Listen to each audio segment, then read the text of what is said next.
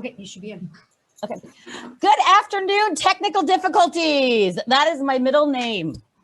Thanks you guys for being here and hanging in there for a few minutes while we got the computer should get booted back up and to work. So we are going to give you guys some information about third graders returning to school in person in cohorts. Here are a couple of places where you can find information. On our Schoology page every single day, we post new information, so you can always look there for the most updated information. Also on the Blix Facebook is a great place to look. And of course, you can always call us. And we can go ahead and go to the next page.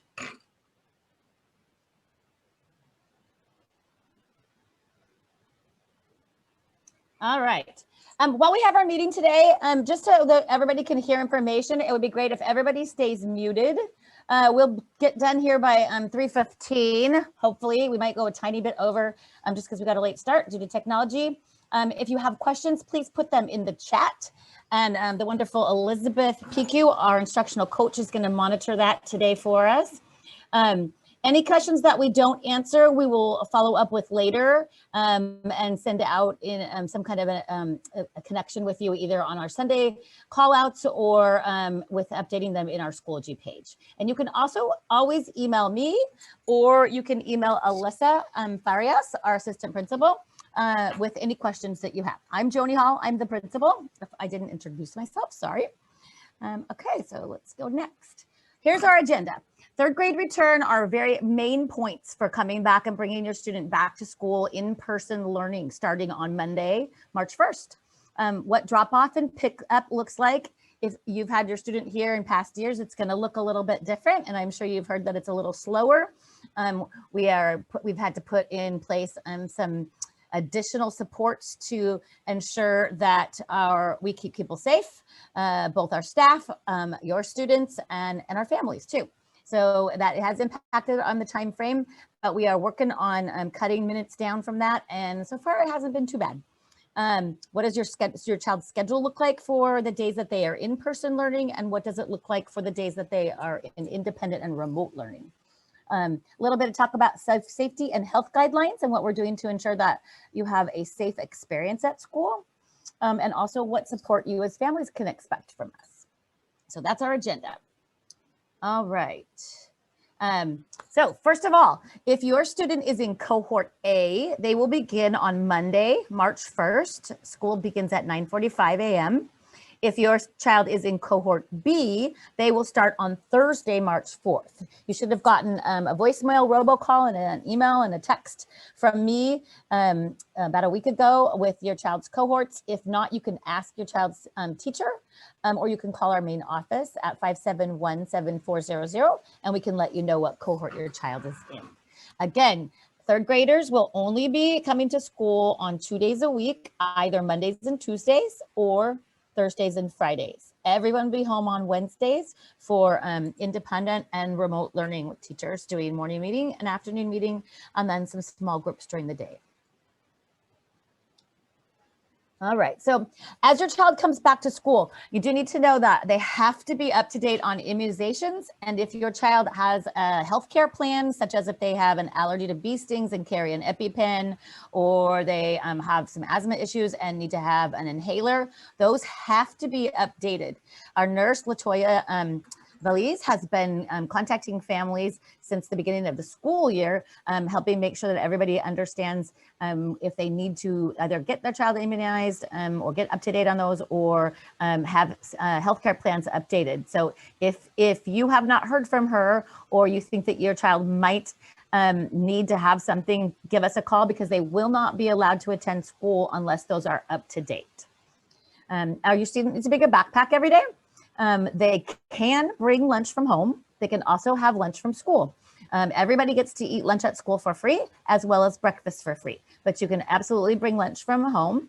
A water bottle is great. Our drinking fountains are functioning and students can use drinking fountains, but a nice option is to have a water bottle that they refill a water bottle, so they have their own water bottle.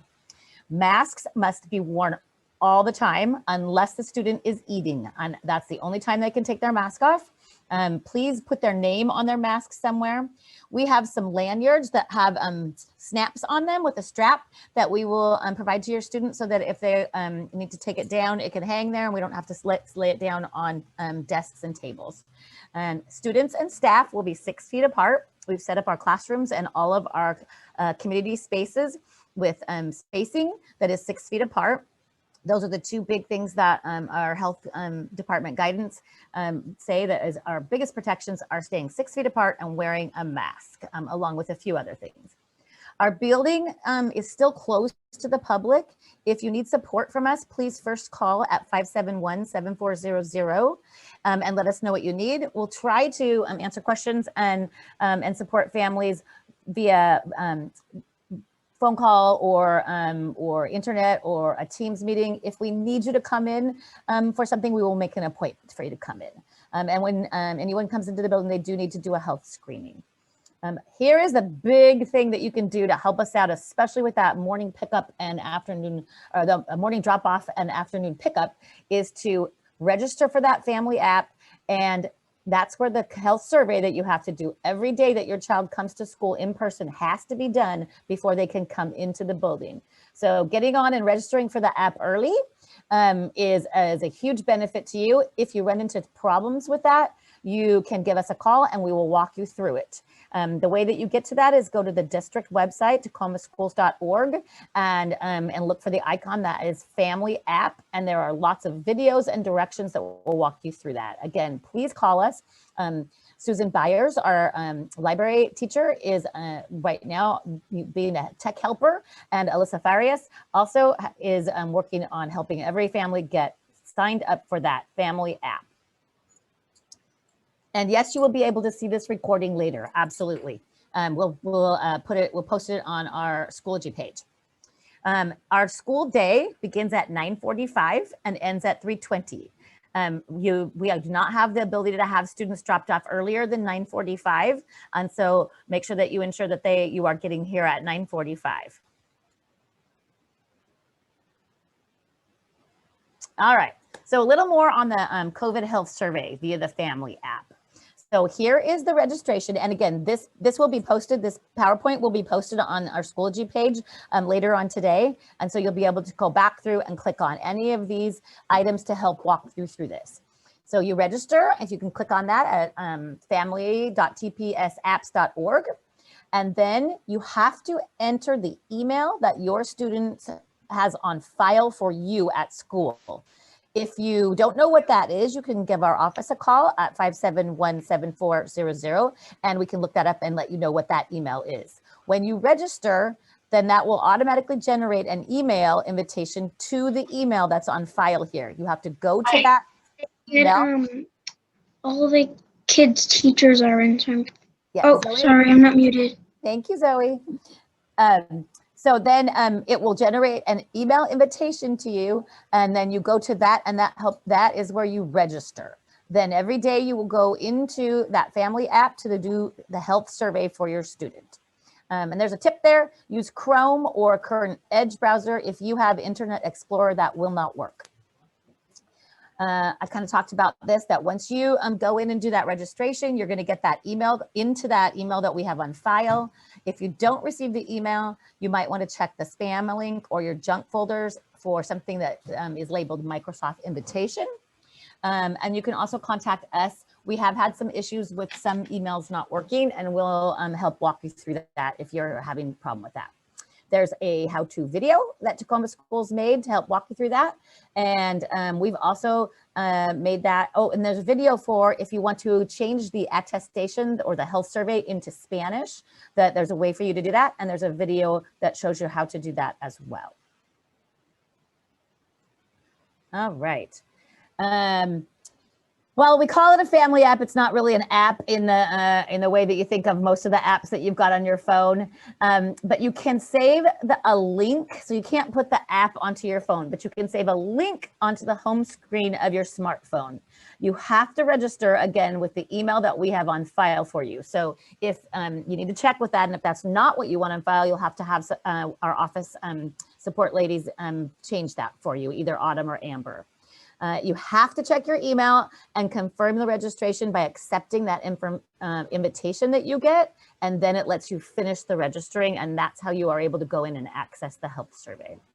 Every day you need to fill out the health survey, or your child won't be able to go to class. We'll have to keep them in a separate isolation space until we can get a hold of you and either have you fill it out, or one of us will have to fill it out for you that day. But we have to talk to an adult.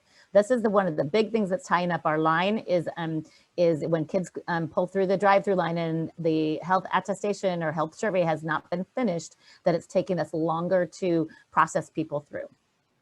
So a little bit there, when you pull up the screen, you can see that it says up here, there's an email subject that's in the top. That's what that means. And then it tells you to go to a get started button, but really it's the accept invitation button. So some of the language wasn't quite appropriate.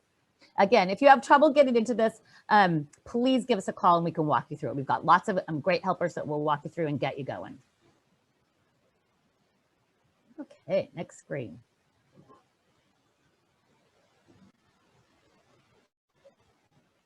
This is the screen that you're going to see when you first go into the family app. Again, there it is. It says get started, sign in, register. You're going to first, if you haven't ever gone into that, you're going to want to register. After that, once you've completed the registration process, then you will each time go in to sign in, and that's where you will do your COVID-19 health survey. All right, drop off and pick up. So students cannot be dropped off early. Our doors will remain locked until 9:45. At 9:45, our staff will come out to help get kids into the building. Our upper gate, which is where the drop off and pickup is located, it will open at 9:30 for people to drive in, but there is not any adult supervision outside until 9:45. So we can't have kids dropped off, you know, down at the gate at 9:25. There just won't be anybody to supervise them. There won't be any access into the building before 10 a.m. That frees up all of our staff to be working on getting everybody through the drop off and all the students into class and settled for the day. If you do arrive late, if you're late, you're bringing your student late, please contact the main office for assistance, give them a call. There are phone numbers posted on the front door, and then we can let your student in through the front door if you were late for some reason.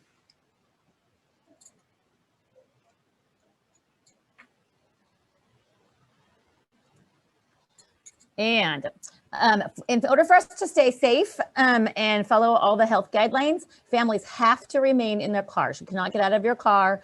Students we will use the valet approach and open the door, check the health survey, and take your child out of the car. You say goodbye there. Again, if you've got that health survey done by 9:30 in the morning, we pull a report at 9:30, and everybody who's checking kids in has that. That makes it really quick and easy.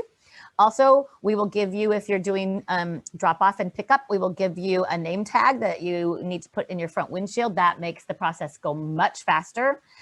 We can check much faster. If you do the survey after 9:30, please have it up on your phone as you pull in to drop off your child, and you can show us that you've done the survey. That is another option. If you don't get the survey done before 9:30, if you can pull that up on your phone and just have it and kind of flash it up there with the green check mark, that will help us get your child out of the car and into class faster. The one-way flow of traffic is to come in that upper parking lot, drive all around, and we've got cones, we've got flags, we've got markers, and we've got lots of people out there. Follow the line of cars. We have you pull as far forward as we can get you before we take your child out of the car, and that makes for a quicker line all the way around. If your child is a walker, we are asking that walkers walk up to the small playground in front of the school, and Miss Pico will be there, and there's a big sign there that says walkers. That's where your child is going to check in. If they walk, they'll get a sticker that says, yes, they've had the health survey done, and then they will be routed to their classroom. On the first few days, we'll be walking kids to classrooms and showing them the routes that they're gonna go on. You can't congregate there. If you're dropping your child off, you need to drop them off, check the attestation, and go. Everyone must stay 6 feet apart. There are markers on all the sidewalks, but families have to drop off their child and then leave school grounds. We just can't have people have people sticking around in groups. All right, next slide. Can you hear me? Yes. Okay. Can I just say a couple of things? Absolutely. Okay. Again, this is Mrs. Piku. I have been doing drop off and pickup, and a couple of things that are really helpful are either one, fill out the survey prior to 9:30. Miss Rogers, our counselor, has been printing us lists and highlighting all the kids who have already had their surveys filled out around 9:30 in the morning. So if you're highlighted on that list, it makes it super quick for us to check and see. Or if you are kind of late to fill it out, if you could keep the screen up that says you have completed it and your kid is good to go to school on your cell phone, that also makes it a little bit quicker. Thank you, Elizabeth. That's Elizabeth's QQ. Miss Farias, our assistant principal, had a family emergency that she needed to go and take care of. And Elizabeth is out there every day. She's manning the station where the walkers get dropped off, but she also supports with cars too. And so she's backed up what I said about get that survey done before 9:30. It is so helpful. If your child's name is in the front window, we can see it from a little bit away. We can check all before you even pull up to the curb and then just get your kid right out of the car. That's really, really helpful. So we've got 3 stations in the morning for getting our kids to school. We've got the drive-through, and that is the big parking lot. There is no parking. You have to just drive through the loop if you're going to use drive-through drop-off. Once your child we check that their survey's done and we get them out of the car, they will head straight into their classroom. We'll show them the routes on the first few days. We'll escort kids. But they go straight from the car into the classroom once they've got that sticker on them saying that, yes, I have done my health survey. Walkers go up to that small playground in the front and check in with Miss Piku and the other helpers that are there. And then we have some teachers that will be waiting to escort them to their classroom and head them in the right direction. Our buses are going to come through our main entrance and drop off there. And we've got 3 or 4 adult supervisors getting kids off the bus, checking their health surveys, and then sending them on into class through our main doors. Daycare vans are also dropping off there as well. Parents may not enter the building. Again, our building is closed except for appointments only, and those are only if absolutely necessary. And students who do not have the attestation done will be taken to a holding area where, again, they can't go to class. And currently we are housing them in the library until we can contact an adult that's on their contact list to be able to fill out the survey or talk to us about that survey. So that's keeping your kids away from their learning. This is a big thing. The quicker we can get it, the better. Kelly Rogers has just answered that face shields. Can kids wear a face shield? You can wear a face shield, but you have to wear a mask as well. Masks are required for all staff and all students. If you want an extra layer of protection, you can absolutely wear a face shield, but it also has to have a mask. All right, next slide. Afternoon pickup, we have 3 stations. Drive-through is where you pick up, and again, it's in the same parking lot. It's kind of exact same process. Instead of getting your kid out of the car, we'll put them back in your car. You have your number, you'll pull up. If you have that, your child's name tag in your window, it's really easy for us. We see it from a little ways back, maybe a couple cars back. We radio to where your student is located and they are sent out and we pop them into your car. So if you've got that name tag in your front windshield, that helps a lot. And your child will be assigned, if you have stated that you are going to do drive-through as your main unusual mode of picking up and dropping off your child, they will be assigned a tag on their backpack, and you will be given a laminated name tag to put in your window. Walkers will get picked up from the teacher at the same doors that the students entered in the morning, or if your child is a walker and they're just walking home and no one's picking them up. We've used this slideshow for our kindergartners too, and oftentimes somebody comes to pick them up, but they can, when they're released, if they're just walking home, they will be released to walk home. If you're picking them up, you're going to pick them up about the same place that you dropped them off in the morning. Again, you can't congregate. You have to pick your students up and leave the grounds. You need to stay 6 feet apart as you're picking up. And the playground, that little front playground, is closed during drop off and pickup. Bus riders will be escorted out by our bus supervisors, and they will be placed on the correct bus, and you will pick them up or they will walk home from their bus stop. Here, the tags look a little bit like this. We're gonna be putting those if your child either comes in a car and are in cohort A or cohort B, they'll get a tag like this attached to their backpack on Monday. And that just helps us know where they're at. Bus riders will get a lanyard with their bus information on it if they're a bus rider. Walkers will be, they don't have to have anything for them. We know that if they don't have anything, they are walkers. And Kelly is responding right now to a question in the chat. And yes, there is no parking. We've got all the parking blocked off. It is a drive-through. That is for safety for everybody involved, especially our students, walking across that busy street as we're doing drop-off so that nobody gets hit. It is a drive-through and no parking. Next slide. If your child is a bus rider, students are required to wear a mask on the bus. They must wear a mask on the bus. We are trying to reduce close contact according to the guidance from the health authorities, and students will be kept as far apart as possible on the bus. Bus drivers will load from the back forward. If there are students that are members of the same household, so they're living together, they will be allowed to sit together in the bus.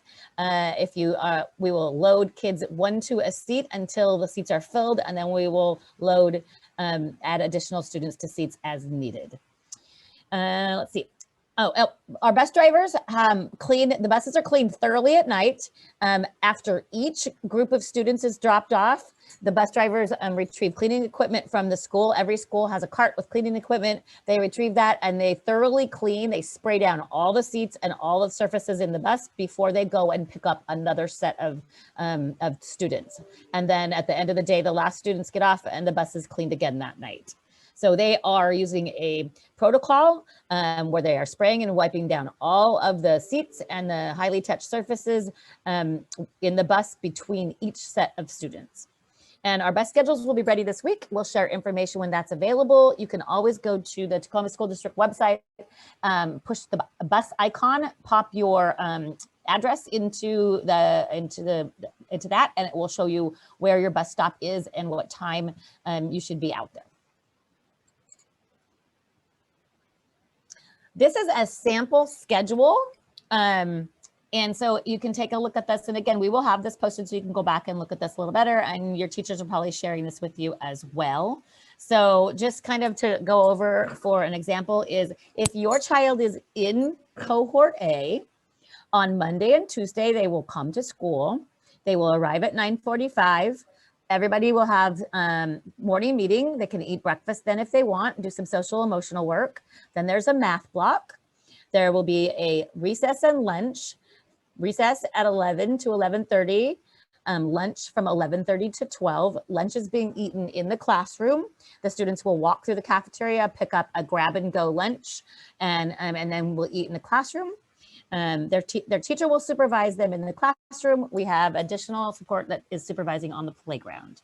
Then a science and social studies block and an ELA, English Language Arts block, a wrap-up meeting at the end. It's a little social emotional. And then from 3 to 3:15, third graders will be having their second recess and then transition to the bus or to be picked up or to walk home.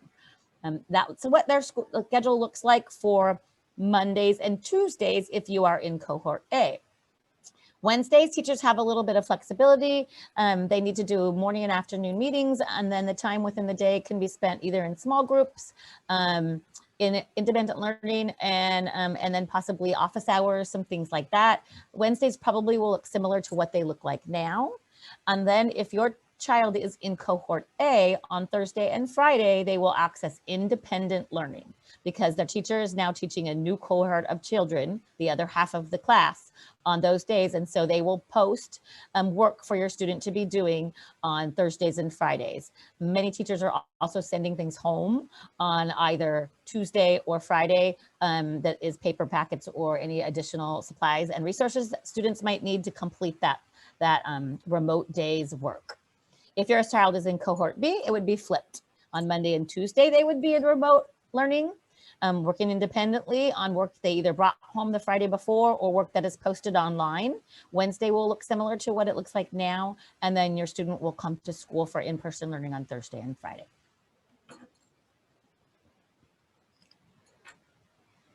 All right. I'm going to look through the chat real quick here. There is the recording will be available on Schoology later on our webpage. Your students, yes, we will attach those numbers if you're riding in a car or you're getting a lanyard for the bus. They will get those on Monday when they come. Let's see. I think we've answered all the rest. If you have multiple family members, yes, your number will be the same. So if there are siblings in a family, they will all have the same number, like 44. If your kindergartner was number 44, your third grader will be 44. There was a question, should they have already been told what cohort they're in? Could you repeat that? Yes, I sent home a voicemail, a robocall, and an email and a text about a week ago. And if you did not get that, you can ask your teacher.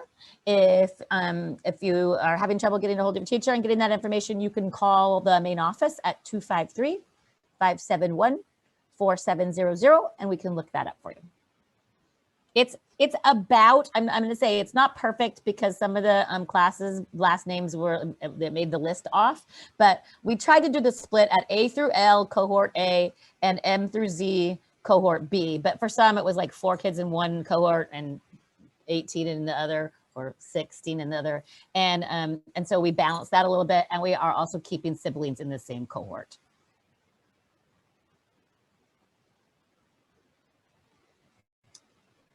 Okay, breakfast and lunch. All of our meals for the rest of this year are free to all students. Our breakfast is our breakfast, we're gonna take this one off because for third graders, when third graders come into school, they will pick up a breakfast as they walk into their classroom if they want one. You don't have to take one, but it is free. It's a grab and go breakfast, and that will be available for them to pick up as they walk into their classroom. Again, lunch will be eaten in the classrooms. Third graders will be walking through the cafeteria, picking up their lunch, going back to their classrooms and eating in the classroom. If they bring their own meal, they can eat that. Try and make it items that are easy to get open and easy to eat. We will keep 6 feet of distance during the walking down and also during lunchtime sitting at their desks. Our kids will wash their hands before and after meals. They will wash their hands when they come in from all recesses. The teachers are spraying down tables and desks in the morning with a disinfectant that is the one that is provided and approved by our district custodial office and by the health department.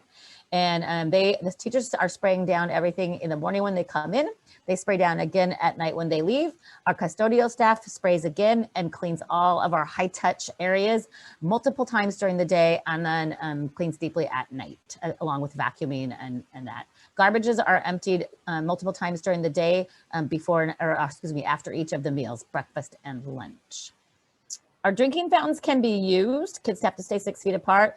We want you to encourage the kids to keep their mouth off of the drinking fountains, and a personal water bottle is suggested. Make sure your child's name is on that. All right, next slide. Recess. So during recess, our cohorts will have, we've made, split up our playground into separate zones. And so the kids will rotate through the zones. For instance, the play shed is a zone. And so if on Monday, Miss Simonoski's class is assigned to the play shed, all of her kids will play in the play shed for their recesses, both the first recess, the lunch recess, and the second recess.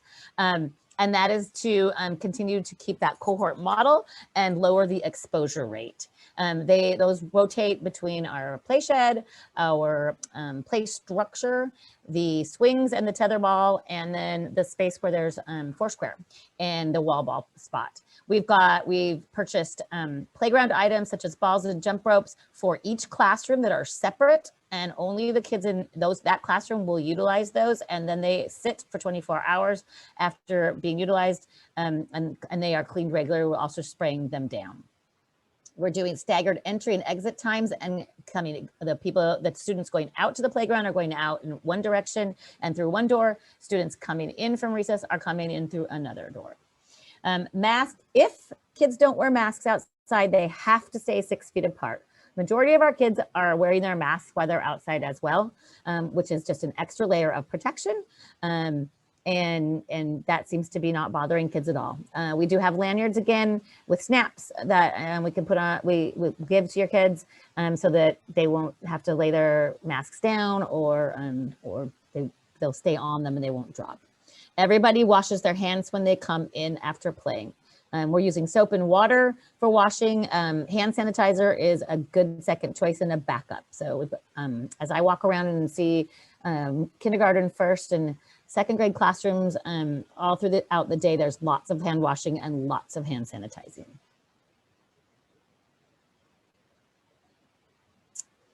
All right. Our PE and our music are only going to be for third graders. You will only access PE and music on your at-home independent days. And so there's two ways to get into that. You can use the same music or PE channel as you always have. You click on the link and go to this new channel, join the meeting.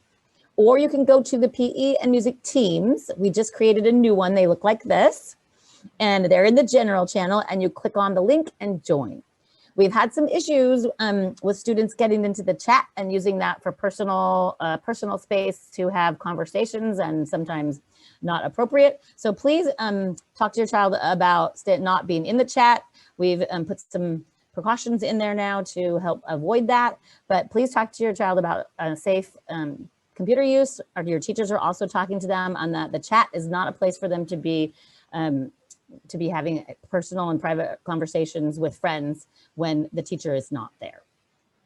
And again, they will only be having PE and music on independent days, and there's a suggested schedule, but you could, your child can access those when it's convenient for you on those days. All right, physical distance in our classrooms. We've had our custodial staff and our maintenance staff and our environmental health and safety people from the district have walked through our school and approved our setup and helped us with our setup.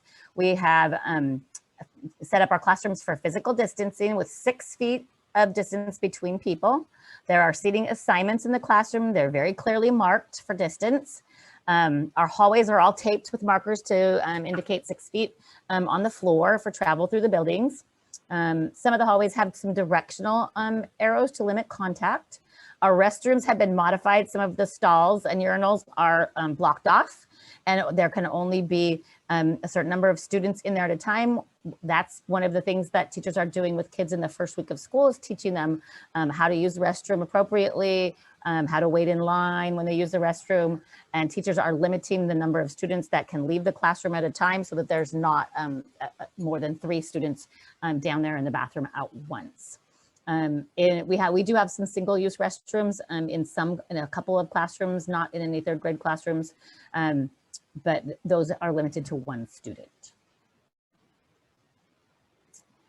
Please remind your student, and teachers will be talking with kids a whole bunch about this again in the first few days of school, that washing hands, the more you wash your hands, the better. 20 seconds of washing with soap and warm water. And if not, a hand sanitizer is a good second choice.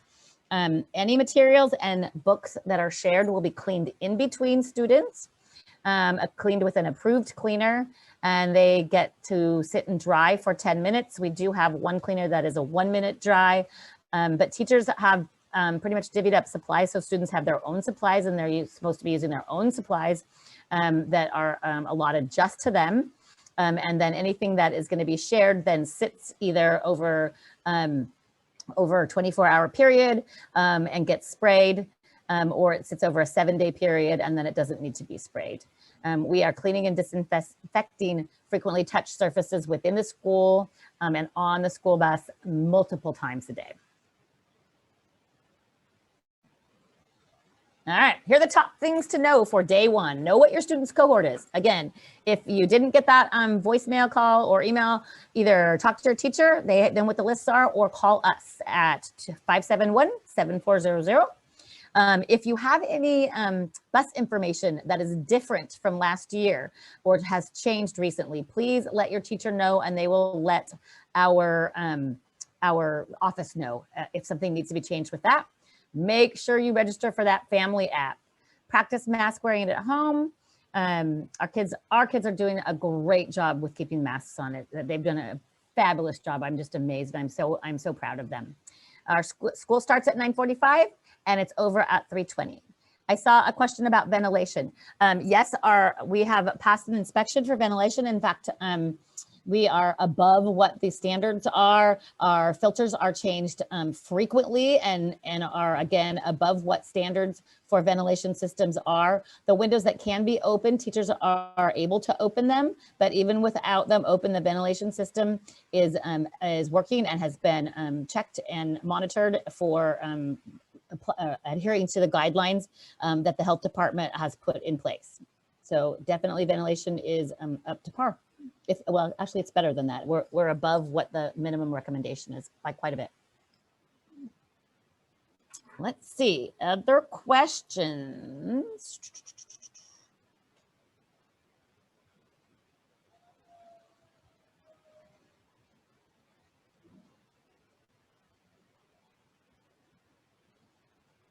Okay, got that one.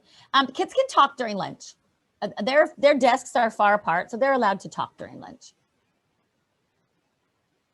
Kids are going to get their number on Monday. They will get it attached to their backpack. If it's if you're doing drive-through pickup, there'll be a lanyard if you're a bus rider.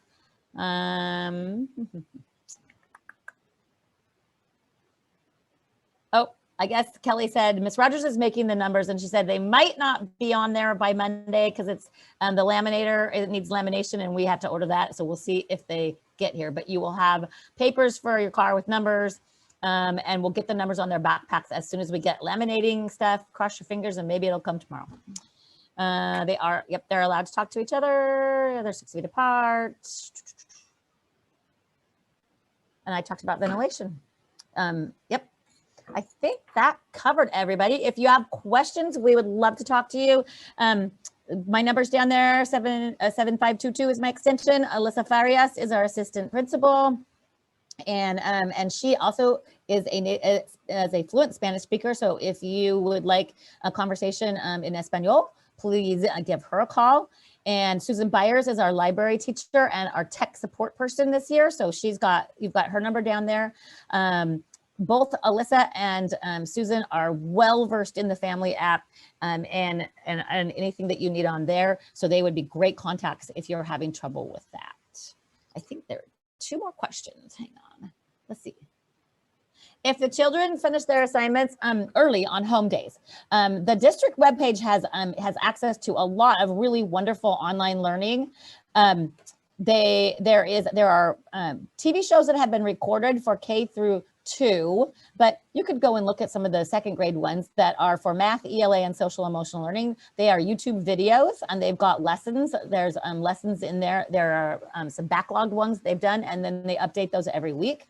They have links to all kinds of other remote learning options. Your teacher is going to have a lot of other links in there for things that kids could do if they are finishing early, such as continue on with iReady for both math and ELA, possibly using Raz Kids, which is a reading program. If you are specifically having trouble because your child is finishing early, please contact your teacher first and ask them about additional work that they could offer to you, or additional places that your child could go during the day to access more information. And I do think that, Brittany, I think that Kelly, Miss Rogers, who is doing the signage for the cars and the backpack tags, she's keeping track of families. So she is keeping track of who needs extra, or who would be coming in new and doesn't have a sibling that already has a car tag. Thank you for letting us know that, though. All right. I know Alyssa's really sorry. She did have her child was hurt and had to go to the emergency room, so she needed to rush out and join her there. And I know she misses seeing you today and chatting with you. I hope this was informational. Again, we will post it on our webpage and on our Schoology page. So look for the recording and the PowerPoint there if you want to watch it again, or if you want to share that with somebody else. Please call us with any questions. We're super excited to have your kids back. Please know that the day that that a new group of students comes back, it does slow down the traffic line. It does slow down getting kids in the door and out the door just because it's an added group of children. But as we've brought back kindergarten and then first and then second and then all of first, and we'll be bringing back all of second on Monday, as well as the cohort of third, that it takes us a day or two to kind of regroup and go, okay, how do we manage this a little bit? Sometimes our best ideas, we have to tweak a tiny bit, but we've definitely been within a day or two getting right back on track, and getting you out of there as quick as possible. I can't say it enough, that morning drive-through, if you've got that attestation, the health survey attestation done, that helps immensely. And if you get it done before 9:30, it helps even more, because it's super easy to see the kid's name in the car, look on our paper, or look on our mobile device and say, "Oop, that one's good. Open the door. Come on, get out. We'll take you into class," and move everybody along. I'm going to stop there. I think we are